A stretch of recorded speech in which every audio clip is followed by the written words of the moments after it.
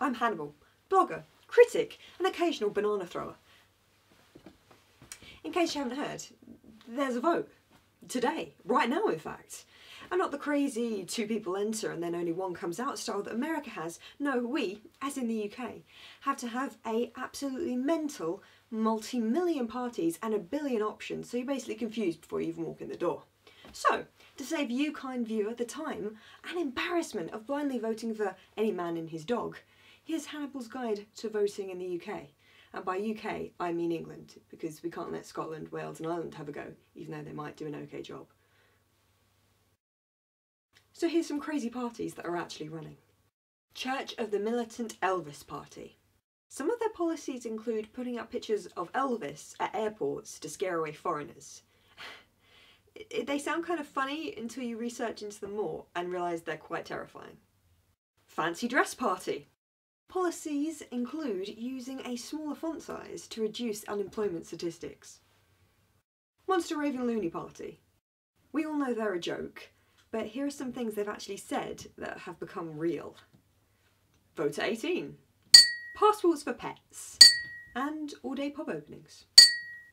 The Shakespeare Party. Only speak in Old English, and they think everyone should dress in old clothes. They have their own clothing range coming out. Cannabis is safer than alcohol. They actually want to sell the drug and tax it. This is, like, probably the not craziest thing that has happened. No candidate deserves my vote. Because not only in the UK do we believe in your right not to vote, we believe in your right to vote for not voting. Now we've done with the fun parties, let's go back to the main ones, because no one ever seems to bother with anyone else. Blue, Conservatives. We've had them in coalition for the last God knows how long. Conservatism as a philosophy is basically letting the rich become richer and slowly thinking it will trickle down to the poor people and so their lives will improve. I mean, it's working so well for us at the moment, right? Right? Red, Labour. For the people. All anyone remembers is we went to war. Yellow, Lib Dems. Also in the coalition. They said they would lower and completely get rid of university fees. They increased. They're liars. Like all politicians. Purple. UKIP. Racists. And just in case you don't believe me, let's look at some colourful examples. Most Nigerians are bad people. I grew up in Africa and dare anyone prove me wrong.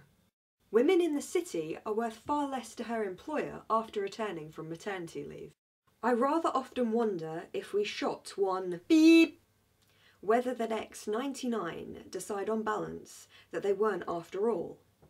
We might conclude that it's not a matter of genetics, but rather more of education. Smiley face. Islam is a cancer that needs eradicating. Multiculturalism does not work in this country. Clear them all off to the desert with their camels. That's their way of life. Shared a link, The War on Men, 10 ways masculinity is under attack, and added, it is also the reason for the rise of the cougar, aka the filthy old beep. Basically, homophobia, sexism and racism is in. Their main policies include trying to make it the 1970s again.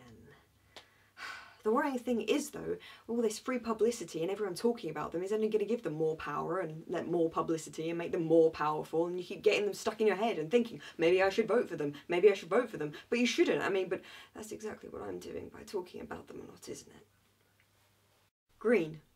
Greens! They want to save the earth. They tried.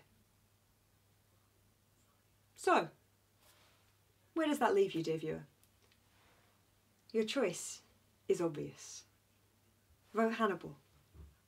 I'll give you free Wi-Fi.